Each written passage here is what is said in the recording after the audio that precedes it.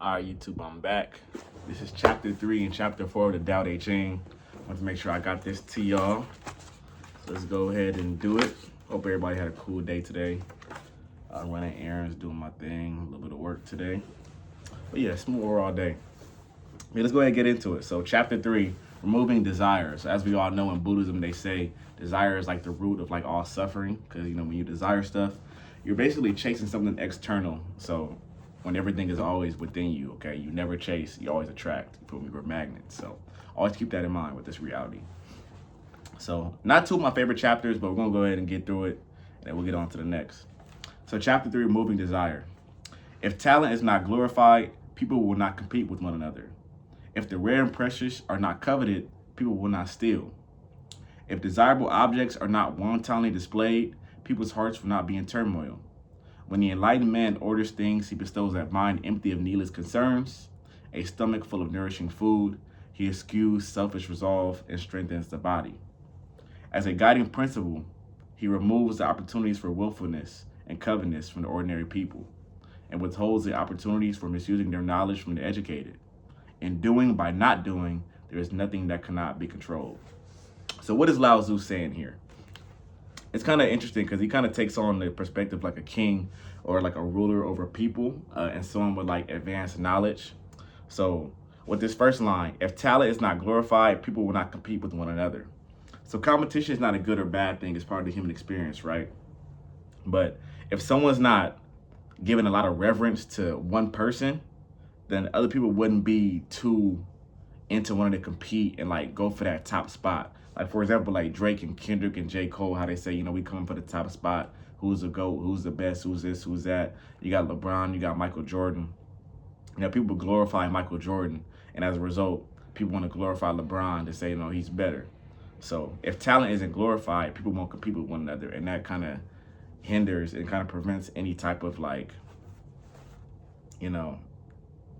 battles and anything negative, because that's what kind of comes from competition. It got to be a winner and a loser. So line 2, if the rare and precious are not coveted, people will not steal. So when I think about this line, I think about like Shador Sanders, one of my favorite NFL players, right? So, his thing is, throwing up the wrist, he show off the chains, like the watch and everything like that. And those are coveted items, right? And everybody doesn't have that. It's a status symbol, and it's supposed to be. But if the rare and precious are not coveted, people will not steal. So people broke into his house.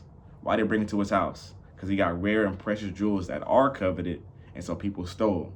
So if people don't look at these things like jewels and diamonds and, luxury and designer clothes in such a high, like, they don't look at it with high reverence, then you're not gonna steal. With me, like, I'm cool, like, you feel me? Like, if I got money, I rock polo every day. I'm not really tripping, So line 3, if desirable objects are not wantonly displayed, once again, throw up the wrist, always showing people what you got. You don't want to do that. People's hearts will not be in turmoil. So of course, it goes back to competition and desire. You got the chains, you got the luxury cars, the Rolls Royces, you got this, and that. And so if you're not one within yourself, and if you don't really have a full understanding that those things don't make you, it's really just like additions to who you are as a person, then your heart's gonna be in turmoil and you're gonna be upset because you're looking at these different lifestyles and how other people live in, when you really should just be focused on yourself, because at the end of the day, it's a divine plan for all of us. And whatever you're supposed to have, you will have in this lifetime. So moving down, this is where he kind of moves into the perspective of a king. He says, when the enlightened man orders things, he bestows a mind empty of needless concerns. So once again, having your mind empty is something that the wise man does. And they said the foolish man has a mind full of thoughts, desires, wants, needs, problems. But when your mind is empty, you'll find that you're one with like Wu Wei. You're one with the flow of life. It's really interesting because you would think that the more you think about trying to fix how to get money, how to like get that girl, how to get that car, the more you think and ruminate on it, you would think that it would get you to the result faster. But a lot of times it's not the case. You'll find that when you kind of clear your mind, you empty your mind, and you allow yourself to just, once again, be one with the flow, be one with the Tao, that things kind of flow to you. All the times in my life when I kind of tripped off trying to get money, all the time I tripped off trying to have this certain girl or trying to have certain things happen. Once again, having that desire, which is the root of all suffering that they say in Buddhism, it doesn't flow to you how it's supposed to. But you're always going to be good at the end of the day, because once again, it's a divine plan in play for all of us. So once again, you have a mind that's empty. A stomach full of nourishing food. That's one of the main things that you really just want to have. For me, like, you feel me? Like, when I came down to the nitty gritty of like spirituality, because you'll go through these rabbit holes of these different religions, you go through rabbit holes of conspiracy theories and everything like that. And at the end of the day, you're going to find that all you can really do is keep your lights on for comfort, as Brother Panic would say, and just know you're going to go one day and just live comfortable. You know, you got politics, you got wars, you got this, you got that. But at the end of the day, you just a person, and you can't change the world that way. You have to change the world by changing yourself internally, right? And they say before enlightenment, you chop wood, carry water. After enlightenment, chop wood, carry water. So all you can really do is get your money, your resources to live comfortable, have a full stomach, and live in peace. So moving on from there, he says he eschews selfish resolve. So once again, excuse is like he does away with selfish resolve. So selfish needs, the selfish wants. Like, okay, I really want this Rolls Royce, or I really want this car, or this, I really want this and that. It's not going to get you anywhere. And strengthens the body. So getting your workouts in, do what you got to do, your push-ups, your dips, you know, lifting those weights. That's what the enlightened man does. That's what the wise man does. And moving on to the next line. As a guiding principle, he removes the opportunities for willfulness and covetousness from the ordinary people. So once again, if you're a king and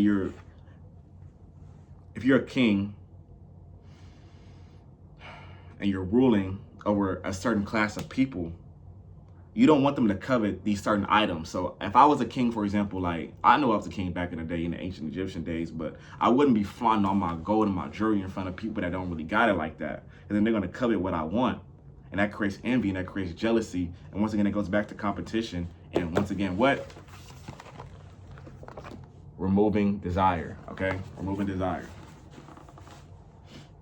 And withholds the opportunities for misusing their knowledge from the educated. So just going into the knowledge that you got.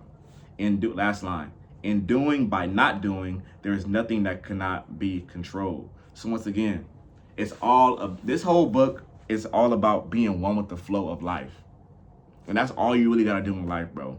Be one with the flow of everything that's going on. Do not resist. Don't go against the grain. Don't try to flow up against the current. You do by not doing. And what's not doing, that's you knowing and you understanding that you're not the doer. You're not the mind. You're not the body, right? You're the awareness. And you're actually the Tao itself. When you get into it, you're really the Tao itself. And everything is really just flowing through you. Like this YouTube video I'm making right now. It's funny, like, because I'm thinking back to the Rush Hour movies, and like you got like spiritual masters, and instead of saying I, they say one must. Instead of I must, one must. So if I was talking about myself, one must or one is making this video right now, instead of saying I. And they do that because you want to take away that personal identification with the role that you're playing in this life script, in this life movie, right? And understand that you're one with everything, and everything is within you, okay? And in doing by not doing, there's nothing that cannot be controlled. All right, understand that. Moving on to chapter 4, the Infinite Dao. The Dao was like a bowl that cannot ever be emptied. Truly, it is inexhaustible, the fount of creation. It blunts the sharp, resolves the tangled, softens the dazzling, settles the dust cloud. Truly, it is unfathomable, and yet we know it is there. I do not know what gave birth to the Tao, but surely it precedes the sage emperors. So when it talks about sage emperors, there's a footnote at the bottom. So in Chinese mythology and traditional chronology, the 3rd millennium BC saw the time of the 3 sovereigns and 5 emperors. The 3 sovereigns were divine creators, and the 5 emperors, human rulers of exemplary morality and wisdom. All right. So let's break down chapter 4, the Infinite Dao, line by line. So chapter 1, the Dao is like a bowl that can never be emptied. So that's really deep right there. Because once again, the Tao is the void. It's what everything stems from. And it's a bowl, it can never be emptied because it is everything. It's the source of creation. It's the source of everything. The source of ideas, the thoughts of nature, the source of animals, the source of food, the source of every creature that you could think of. And the limits of what you can think of is infinite. So that cannot be emptied as well. So it's similar to your mind. Once again, you've been in the void and you in the darkness, and you taking your mind whichever way, whichever direction you would like to. So truly, line 2, truly it is inexhaustible, the fount of creation. So once again, the void and the darkness, it is the fount of creation. Everything stems from it. The fount of youth. It's literally everything and nothing at the same time. And it's so vast and so infinite that you can't really categorize it or simplify it. And I can't really explain it to you in words. It's beyond words. It's beyond thought. It blunts the sharp. Line 4, resolves the tangled. Line 5, softens the dazzling. Line 6, settles the dust cloud. So once again, it blunts the sharp. So if you got a sharp knife, it blunts it. Resolves the tangled. You got tangled up here. It is what untangles it, but it is what made it tangled also in the first place. So once again, Lao Tzu was talking from a very, very like special place of consciousness. And so it's really like,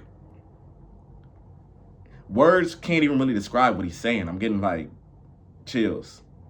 Settles the dust cloud. Truly, it is unfathomable. Everything you think of is unfathomable, what you can think of and what you can have. And yet we know it is there because it manifested me. It manifested you. It manifested Lao Tzu to write this book. Lastly, I do not know what gave birth to the Tao. So, scientists say the Big Bang. But just think about like God, for example. Who created God? Like, where is the beginning? Where is the start? Is there a beginning? Is there a start? Is it just an infinite circle? We don't know.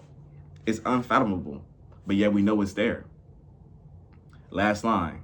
I do not know what gave birth to the Tao, but surely it precedes the sage emperor. So it precedes whatever you can think of. It precedes as far back in history as you can think of. Okay? So I'm going to get that to y'all real quick. That's chapter 3, chapter 4 of the Tao. Removing desire and also the infinite Tao. Remove desire from your life. Be one with the flow. That's the biggest message. Be one with the flow. And you're going to go. All right? That was chapter 3, chapter 4. It's your boy Breezy. Hope y'all really enjoyed that. Make sure y'all like, comment, share, subscribe. All of that. We gone. Have a good one.